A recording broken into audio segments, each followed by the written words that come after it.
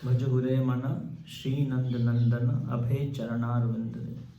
तो गोविंद दास अभिलाष जो हैं गोविंद दास कविराज, सॉरी अभिलाष तो मतलब इच्छा गोविंद दास कविराज और रामचंद्र कविराज दोनों जो हैं देवी के भक्त थे। पहले देवी माता की पूजा करते थे, लेकिन जब नरोत्तम दास ठाकुर के संग में आए तो नरोत्तम दास ठाकुर के प्रति पूरे तरीके से शरणागत हो गए, कृष्ण भक्त बन गए। तो उन्होंने ये गीत लिखा, गोविंद दास कविराज। तो जीवन का जो सत्य है उसको यह गीत बहुत अच्छे तरीके से बतलाता है। और कैसे यह जो गीत है ये हमें ये सिखाता है कि कैसे मनुष्य जीवन को हमें प्रयोग करना चाहिए। जो मनुष्य जीवन जो आपको मिला है, मनुष्य जन्म पाया राधा कृष्ण नावरी, जानिया सुनिया विष खाए। तो मनुष्य जीवन जो है इसका उद्देश्य क्या है, क्यों मिला है हमें? मनुष्य का जो जीवन मिला है किस लिए मिला है, और जो मनुष्य का जीवन मिला है उसको हम कैसे इसको प्रयोग करें कि ताकि हम भगवत भक्ति में लगे रहें। सुबह भी चर्चा हो रही थी जैसे कि संघ के ऊपर जो है ये चर्चा का जो कंक्लूजन हुआ कि कैसे भक्तों का संग महत्वपूर्ण है। तो उसी बात को ही यहाँ पे बताया जा रहा है। भज हुरे मन श्री नंद नंद। तो अपने मन को बोल रहे हैं, मन को शिक्षा दे रहे हैं। जो मन है हमारा बहुत ही क्या है, चंचला ही मनहा कृष्णा। चंचल ही नहीं है, साथ में क्या है, प्रमादी जलमग्नम, जिद्दी भी है। नहीं करूँगा माला, नहीं उठूंगा, सुबह मंगल आरती नहीं जाऊंगा। छोटा बच्चा होता है ना, छोटे बच्चे को देखा ना कभी, जब माता जी उसको खिलाती हैं, बच्चा क्या बोलता है, नहीं खाऊंगा नहीं खाऊंगा। फिर माता जी उसको कुछ दिखाती है। पहले जमाने में तो वो दिखाया जाता था चांद, चंद्रमा दिखाया जाता था ऐसा, आजकल मोबाइल दिखाया जाता तो भज हुरे मन श्री नंद नंद। सारा का सारा जो गेम है अपने मन को शिक्षा देना है आपको। तो इंद्रियां हैं, इंद्रियों से ऊपर है मन, मन से ऊपर है बुद्धि, बुद्धि से ऊपर है मिथ्या अहंकार, उससे ऊपर है आत्मा जो कि आप हैं। आप सभी ये शरीर नहीं है, इस शरीर के अंदर में आप बैठे हुए हैं और आप सभी क्या हैं, आत्मा है, जो कि कृष्ण का प्रेमी है। सभी कृष्ण के प्रेमी हैं, कृष्ण को प्रेम करते हैं, लेकिन अभी भूल गए। तो मन को शिक्षा दी जा रही है कि मन, ओ मेरे मन क्या कर, नंद नंदन का भजन कर। क्योंकि नंद नंदन का भजन करेंगे तो हमें क्या हो जाएगा, अभय चरणारविंद। जो हमें क्या प्रदान करते हैं, अभय प्रदान करते हैं। सभी के सभी जीव जो हैं इस सभी के सभी जीव जो हैं भयभीत हैं। आहार निद्रा भय मैथुनम च, अभी भयभीत रहे। सब अपनी सुरक्षा करना चाहते हैं अलग अलग प्रकार से। गाय के पास जाओगे तो आपको सींग मारेगी, अपना बचाव करेगी, ऐसे ऐसे करेगी, है ना। कभी अगर आप किसी सिटी में धोती कुर्ता पहन के जा रहे हैं तो वहाँ के जो कुत्ते हैं उनको अजीब लगता है, धोती कुर्ता में कौन आ गया। सिटी में सभी सभी को पैंट में देखते हैं, धोती कुर्ता में जो जाते हैं सिटी में कुत्ते भौंकने लग जाते हैं। तो भयभीत हो जाते हैं, ये कौन अजीब सा आ गया, है ना। या चिड़िया को आप देखेंगे जब दाना खाते तो ऐसे ऐसे ऐसे, उसके अंदर में भी बहुत भय होता है।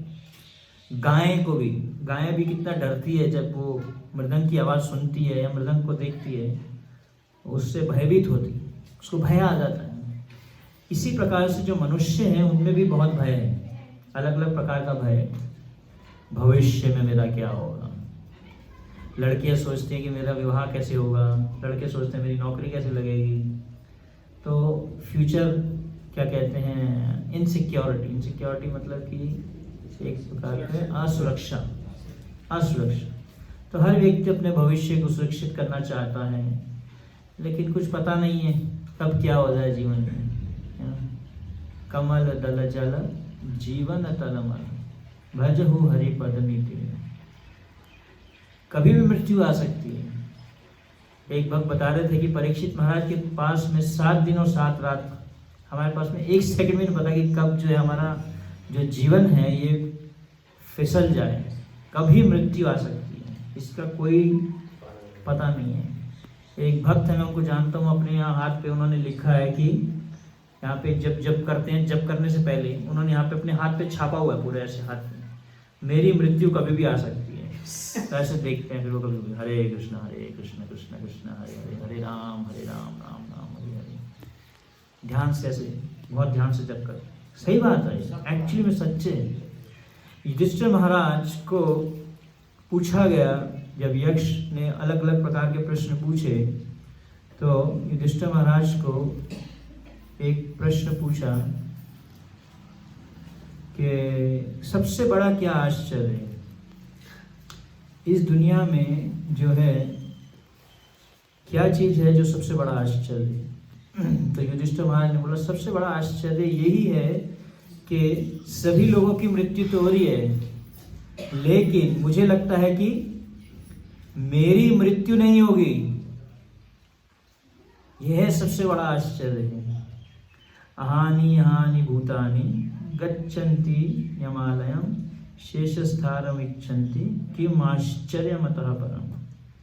तो बाबा जी बता रहे हैं, इसमें महाभारत से आता है, पुराण पर्व में आता है कि हजारों जीव जो हैं उनकी मृत्यु हो रही है, लेकिन जो मूर्ख व्यक्ति है वो यह सोचता है कि उसकी मृत्यु नहीं होगी, और मृत्यु के लिए वो उस मृत्यु के समय जो शरीर छोड़ने से पहले वो अपने लिए प्रयास नहीं करता है कि कैसे अपने मृत्यु जो है एक प्रकार का क्या, हमारा एक प्रकार का टेस्ट है ना, कि कभी भी मृत्यु आ सकती। जन्म मृत्यु जरा व्याधि दुख दोषा अनुदर्शनम, भगवद गीता बताती है इन 4 चीजों को हमें समय समय पे देखना चाहिए, इसका अनुदर्शन करना चाहिए। क्या क्या?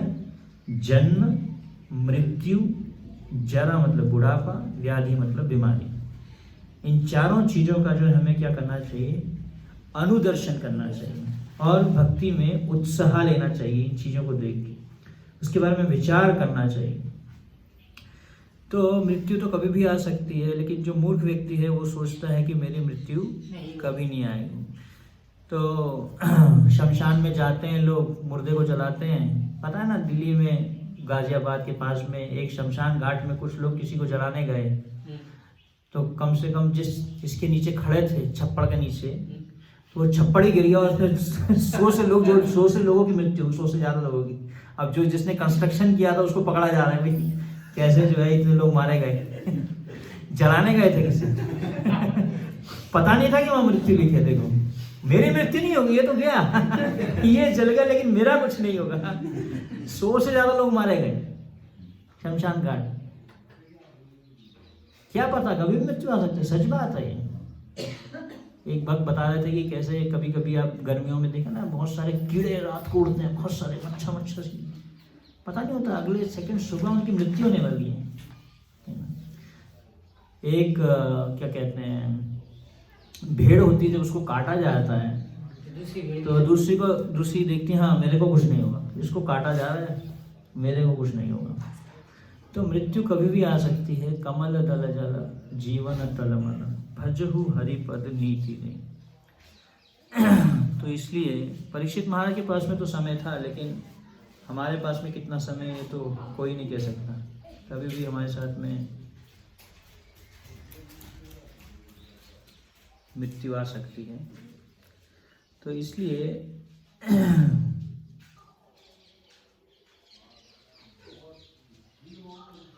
गोविंद दास कविराज बताते हैं कि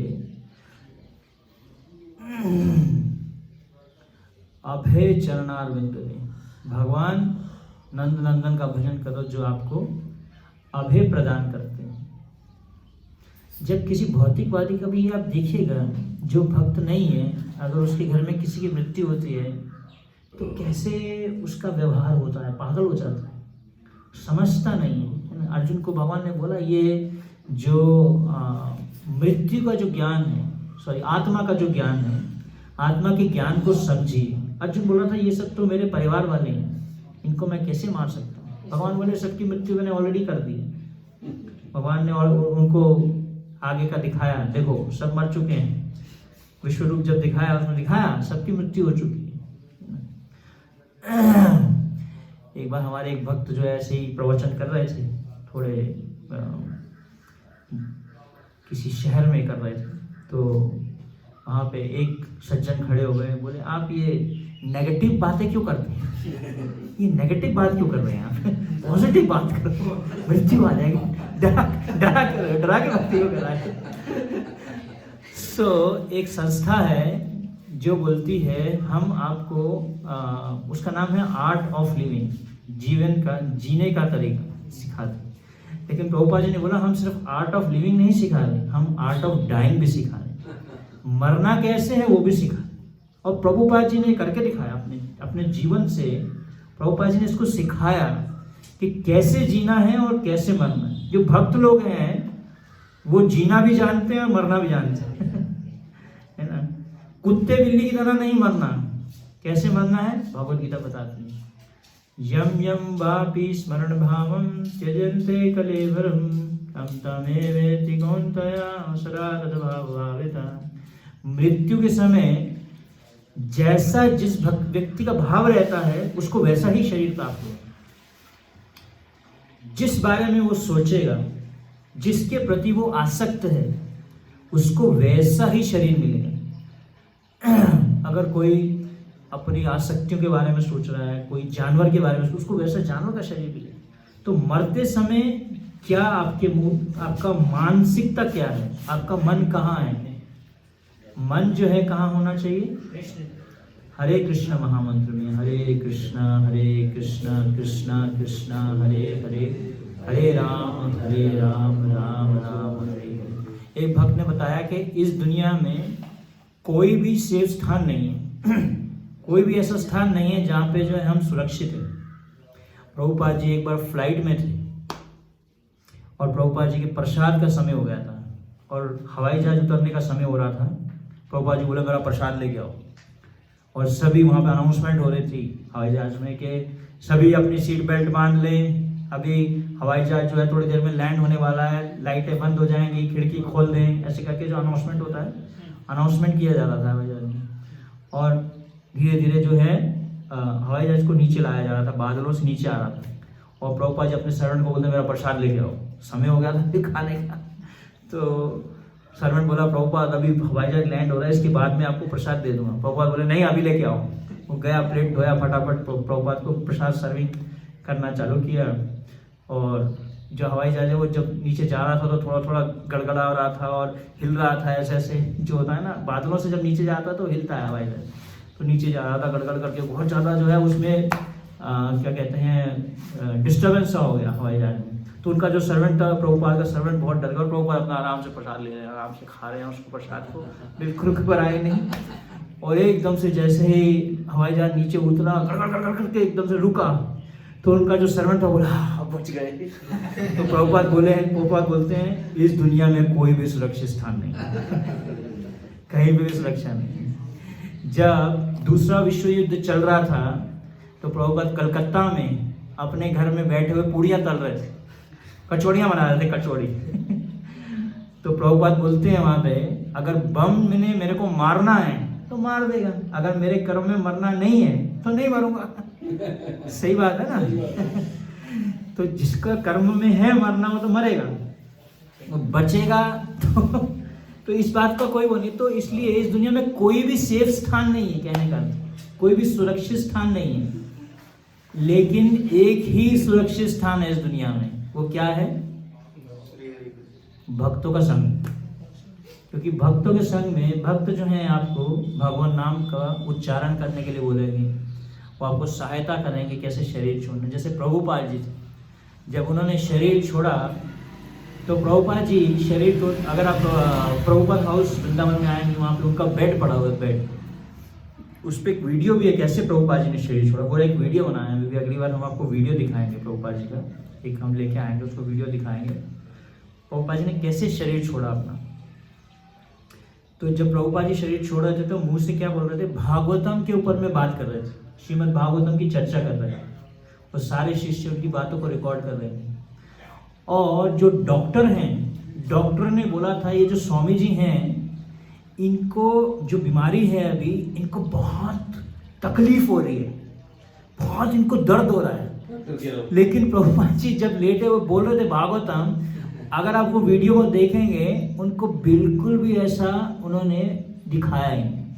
और प्रभुपाद जी जब शरीर छोड़ रहे थे उससे पहले उन्होंने बोला अपने शिष्यों को, don't think that this will not happen to you, ऐसा मत सोचो कि आपको नहीं होगा, ऐसा सबके साथ ऐसा होगा, है ना, सभी को ऐसे ही शरीर छोड़।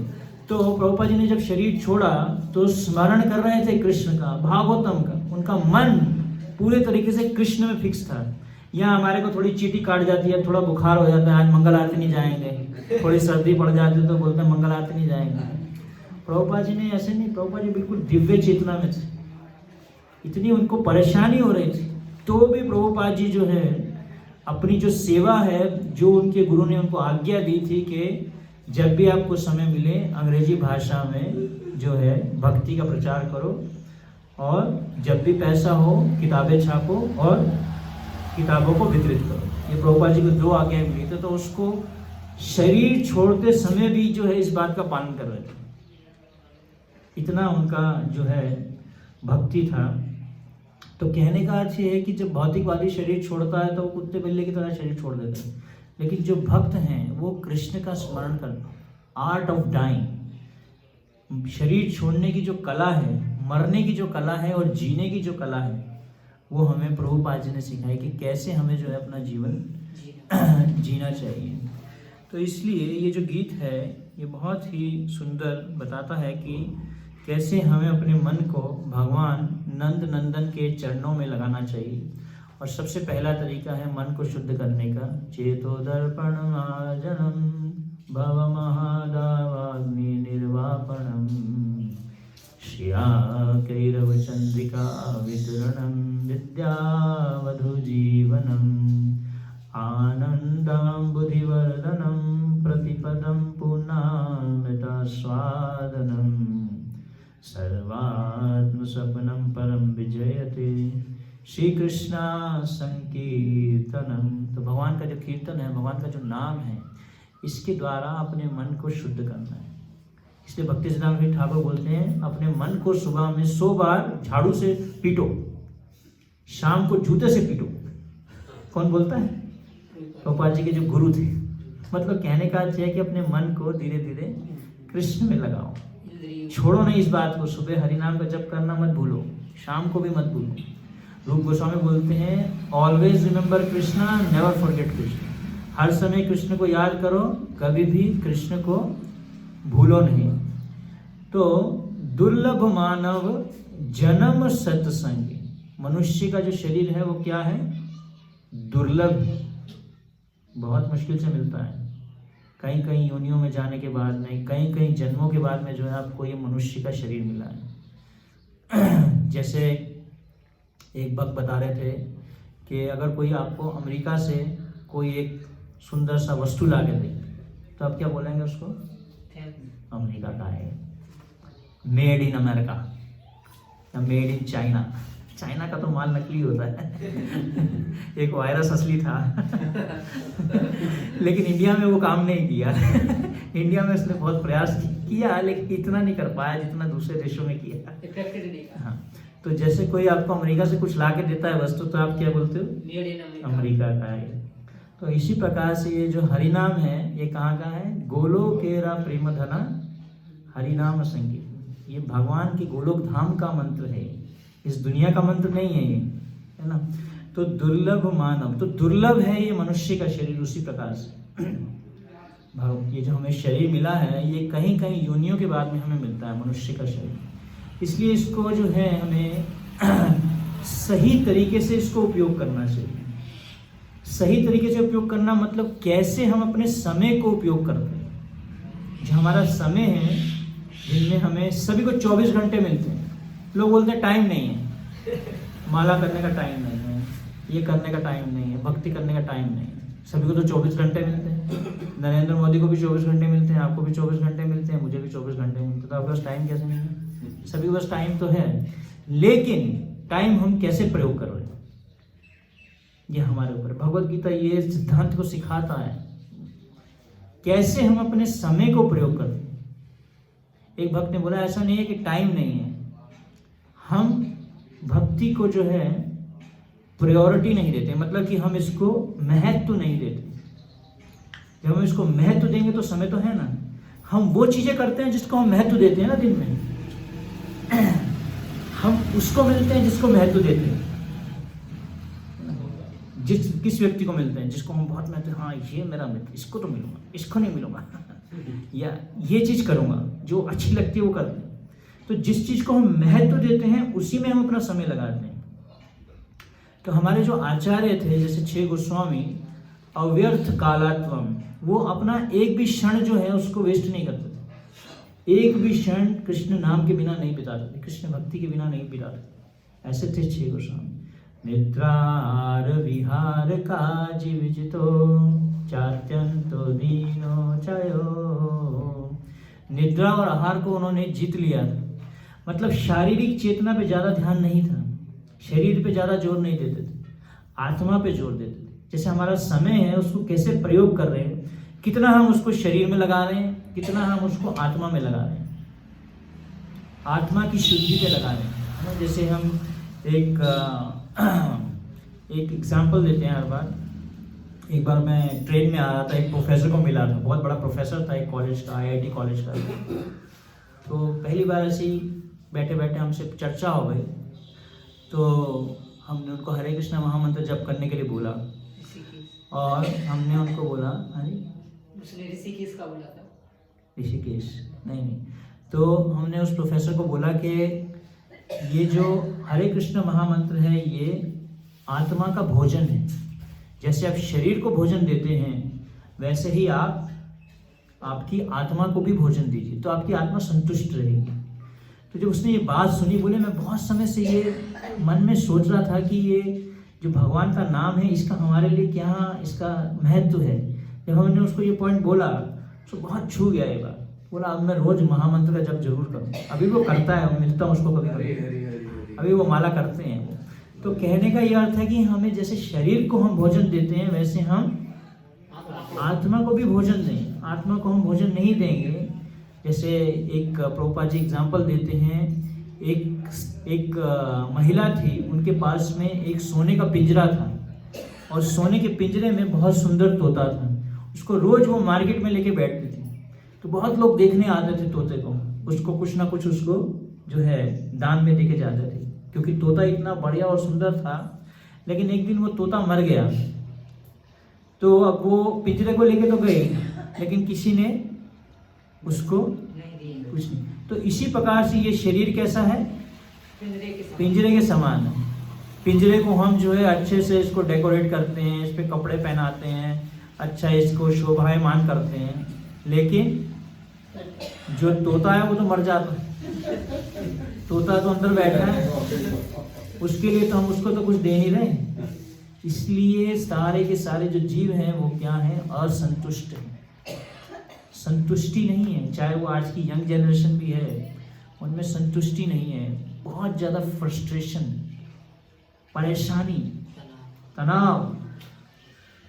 तो इसलिए हमारे जैसे गोविंद दास यहाँ बता रहे हैं कि दुर्लभ मानव जन्म सत्संग। मनुष्य का शरीर क्या है, दुर्लभ है, और जन्म हमारा जो है किस लिए है, सत्संग के लिए। सत्संग को प्राप्त करना है, दुसंग को त्यागना है। उपदेशामृत में रूप गोस्वामी बताते हैं अनुकूल से संकल्प प्रतिकूल से वर्जनम। अनुकूल चीजों को करो, जो भक्ति में अनुकूल है उसको करना है, और प्रतिकूल जो है उसको त्यागना है, उसका छोड़ना, उसका त्याग करना है, प्रतिकूल वस्तुओं का। तो जो जो भक्ति के लिए अनुकूल है, सोचना चाहिए क्या ये मेरी भक्ति के लिए अनुकूल है, क्या ये जो मैं कार्य करने जा रहा हूँ क्या ये मेरे लिए अनुकूल है। तो अनुकूल चीजों को करो और प्रतिकूल चीजों को त्याग। यही शरणागति का एक लक्षण है। शरणागति के 6 लक्षणों में एक ये लक्षण है, अनुकूल से संकल्प, प्रतिकूल से वर्जनम। तो दुर्लभ मानव जन्म सत्संग, तो सत्संग को हमें जो है प्राप्त करना है और दुसंग को त्यागना है। इसलिए प्रभुपाद जी बोलते हैं कि जो मैंने ये हरे कृष्णा सोसाइटी बनाई है, ये इसलिए बनाई है ताकि यहाँ पे सब लोग आके भक्तों का संग करें, भक्तों से कथा सुने, भक्तों का संग प्राप्त करें, ताकि वो भक्ति में प्रगति कर पाए। जैसे सेब होता है, सेब, एक सड़े हुए सेब को एक टोकरी में डाल दो तो क्या होगा? सबको सड़ा देगा। तो प्रभुपाद जी जो हैं एक अच्छे सेब थे, उन्होंने जितने भी सड़े हुए सेब थे सबको अच्छा कर दिया। ये भक्त सेब ऐसा होता है, जो भक्त होता है वो चाहे वो सड़े हुए सेब भी है उसको भी वो क्या कर सकता है? अच्छा बना सकता है। तो इसीलिए बताया गया है कि जो संग है, एक व्यक्ति को अगर जानना है, पहचानना है किसी को, तो शास्त्र बोलते हैं a man is known by the association he keeps. वो कैसे लोगों का संग करता है। जैसे एक ही प्रकार के जो पक्षी हैं वो एक साथ उड़ते हैं, उसी प्रकार से एक ही मानसिकता के जो लोग हैं वो एक साथ रहते हैं। जैसी मानसिकता रहेगी वैसा ही संग करेंगे वे, उसी व्यक्ति की तरफ आकर्षित होते हैं, उसी संग की तरफ आकर्षित होते हैं। तो इसलिए हम किसका संग करें भक्ति में बहुत महत्वपूर्ण है। अगर गलत व्यक्ति का संग करेंगे, गलत व्यक्ति से कथा सुनेंगे, तो फिर आपको भक्ति में उसका कोई प्रभाव नहीं पड़ेगा। तो इसलिए संग करना, जो जन्म है हमारा किस लिए है? संग करने के लिए। चाहे हमारे अंदर में कैसी भी भौतिक इच्छाएं हों, कैसी भी हमने कैसे भी पाप किए हों, लेकिन अगर हम एक चीज के लिए तैयार हैं, जब भी हमें भक्तों का संग मिले उसके लिए हम तुरंत तैयार हैं कि हाँ भाई हम भक्तों का संग करना चाहते हैं। ये एक भक्ति की योग्यता है। भक्ति की एक योग्यता क्या है कि जब भी हमें भक्तों का संग प्राप्त हो उसको हम लेने के लिए तैयार हैं, उसको संग करने के लिए तैयार हैं। तो इसलिए जो गोविंद दास यहाँ पे बता रहे हैं कि दुर्लभ मानव, दुर्लभ है मनुष्य का शरीर, लेकिन इस मनुष्य शरीर में अगर हम एक चीज करें, वो क्या करें? भक्तों का संग करें। जैसे अगर कोई शराबी बनना चाहता है तो वो किसका संग करेगा? शराबी का। प्रभुपाद जी बोलते हैं अगर कोई अमीर बनना चाहता है तो उसको ऐसे लोगों का संग करना चाहिए जो बहुत अमीर है। कोई अगर अच्छा पढ़ना चाहता है तो ऐसे भक्तों, ऐसे लोगों का संग करे जो अच्छी पढ़ाई करे। तो इसलिए संग का बहुत प्रभाव पड़ता है हमारे, किसका संग कर रहे हैं।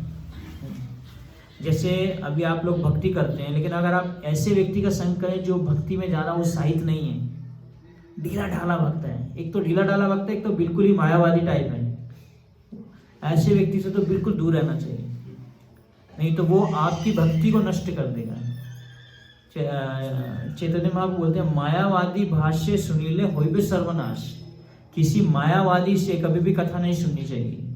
अगर मायावादी से कथा सुनोगे होइबे सर्वनाश, थोड़ा नाश नहीं होगा, सर्वनाश हो जाएगा, सब कुछ नाश हो जाएगा। क्योंकि मायावादी क्या होता है? मायावादी कृष्णेर अपराधी। वो क्या होता है? कृष्ण के प्रति अपराध, कृष्ण से ईर्ष्या करता है मायावादी जो होता है। मायावादी वो लोग होते हैं जो बोलते हैं मैं भी भगवान हूं और आप भी भगवान हो। ये महामंत्र का जप करके, महामंत्र का जप करो, आप भी भगवान बन जाओ, मैं भी भगवान, आप भी भगवान हो, मैं भी भगवान। चैतन्य महाप्रभु जो हैं वो भक्त के रूप में आए। चैतन्य महाप्रभु को जब कोई बोलता था कि भगवान, तो भगवान चैतन्य महाप्रभु क्या करते थे? अपने कानों में उंगली डाल लेते थे, क्योंकि वो भक्त के रूप में आए थे, दिखाना चाहते थे कि हम कभी भी भगवान नहीं बन सकते। प्रभुपाद जी बोलते हैं जब एक मायावादी के दांत में दर्द होता है तो वो कहाँ उसका भगवान चला जाता है। जब दांत में दर्द होता है तो तुरंत ढूंढता है भैया डेंटिस्ट को लेके आओ, मेरे दांत को निकालो, इसको बहुत दर्द हो रहा है। क्योंकि दांत का दर्द बहुत दर्दनाक होता है। जो दांत का दर्द होता है वो बहुत दर्दनाक होता है, सबसे दर्दनाक होता है दांत का दर्द, बहुत ही उसमें। तो इसलिए हमें मायावादी से दूर रहना है।